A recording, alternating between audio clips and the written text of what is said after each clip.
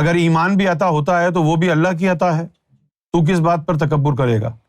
تکبر کرنا دھوکہ اسی لیے کہا گیا کہ جو چیز تیری نہیں ہے تو اس کو اپنی سمجھ رہا ہے، یہ ہے دھوکہ۔ تواضع کیوں اختیار کرنی چاہیے؟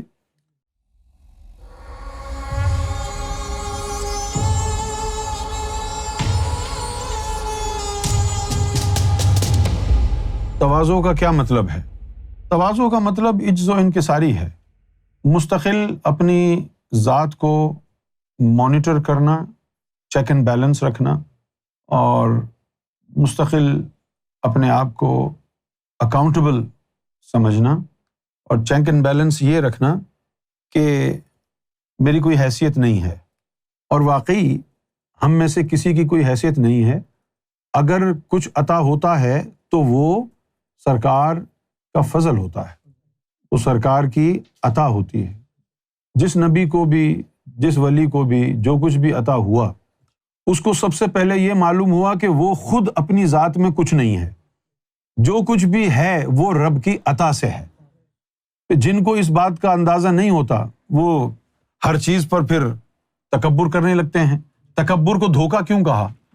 تکبر کو دھوکہ اس لیے کہا کہ جس چیز پر تو نازاں ہے کہ میرے پاس دولت ہے، میرے پاس صحت ہے، یہ چیزیں تو اللہ نے تجھے دی ہیں، کبھی بھی واپس لے سکتا ہے، یہ تیری نہیں ہے، یہ اللہ کی ہے۔ تو تکبر اس پر جائز ہے جو تیری ملکیت ہو، تیرا تو کچھ ہے ہی نہیں، کیا ہے؟ اگر ایمان بھی عطا ہوتا ہے تو وہ بھی اللہ کی عطا ہے، تو کس بات پر تکبر کرے گا؟ تکبر کرنا دھوکہ اسی لیے کہا گیا کہ جو چیز تیری نہیں ہے تو اس کو اپنی سمجھ رہا ہے، یہ ہے دھوکہ۔ تواضع کیوں اختیار کرنی چاہیے؟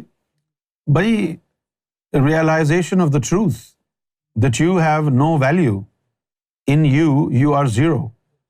You have to go through the process of self-denial. And when you realize that you're not worth anything and you're totally dependent upon God, then God will fill your heart with His presence, so that never in future you can claim that you are great. You are not great. God has been great upon you. You are zero, you are nothing. It's all because of God. It's all because of your Sufi master. It's all because of Sarkar. It's all because of Muhammad sallallahu alaihi wa sallam upon his ummah. Everything the ummah has belongs to Muhammad sallallahu alaihi wa sallam. Every single good act is because he is benevolent upon you.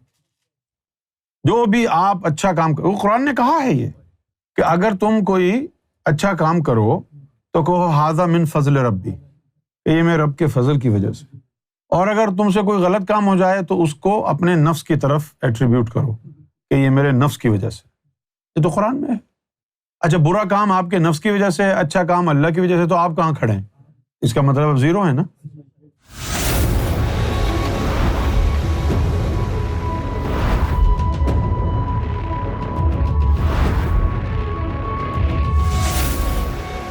TV, the place to connect with God.